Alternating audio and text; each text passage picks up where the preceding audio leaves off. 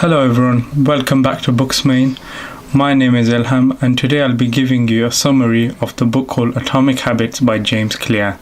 So James talks about in this book about how people struggle with making lasting changes in their life despite setting goals and making resolutions. He made this book as a solution to this problem. The book's central premise is that massive success doesn't require massive action. Instead, it's about making tiny changes that compound over time. Clear explains that if you can get 1% better each day, those small improvements add up to make remarkable results. James Clear introduces a model for creating good habits and breaking bad ones based on 4 simple laws. Each law addresses a different stage of habit formation. The first law, cue, craving, response and reward. The first law, cue, make it obvious. So what is a cue? The cue is the trigger that indicates behavior. Habits are usually automatic response to environmental cues. Now, how do we apply this law? James suggests to build a new habit, identify a clear cue that will remind you to perform this habit. For example, if you want to start meditating, you might decide to meditate as soon as you wake up. Implementation intention. This technique involves planning exactly when and where you'll execute a habit. For example, someone may say, I will work out at 7 a.m. in my living room. This specificity helps bridge the gap between intention and action. Habit stacking. Another effective method is habit stacking, where you tie a new habit to an existing one. For example, after I make my morning coffee, I will write in my journal for 5 minutes. The second law, craving. Make it attractive. Understanding craving. Craving is the motivational force behind every habit. The more appealing the habit, the more likely it is to be repeated. Temptation bundling. One strategy Clear suggests is pairing something you need to do but might not want to with something you want to do.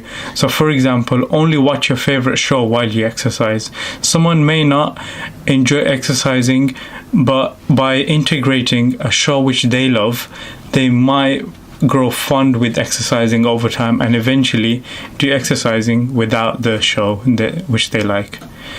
This mainly links in with dopamine. So the role of dopamine. Our brains are wired to repeat behaviors that release dopamine. This is the feel-good chemical. By making your desired habit more enjoyable, you're likely to maintain.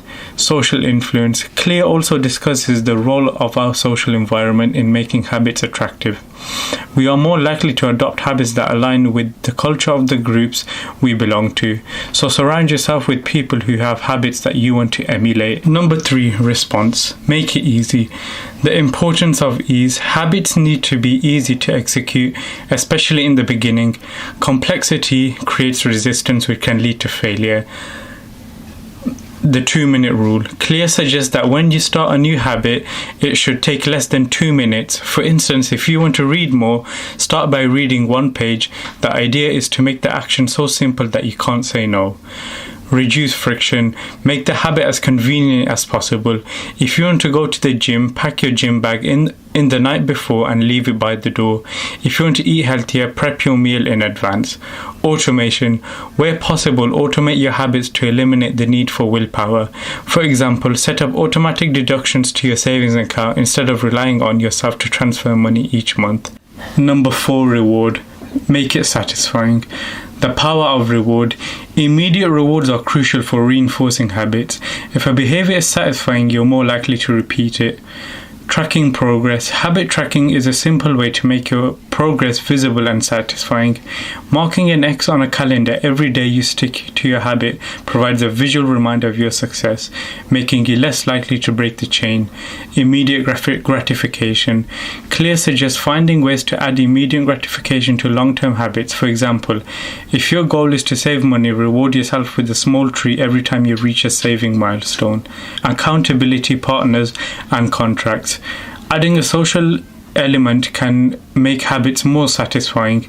You might set up a habit contract where you agree to pay a penalty if you don't stick to your habit, or you might have an accountability partner who checks in on your progress. Identity and habit formation. We are now shifting the focus from outcomes to identity. Clear emphasizes that to make lasting changes, you need to shift from focusing on what you want to achieve to who you want to become. This is a fundamental aspect of building sustainable habits.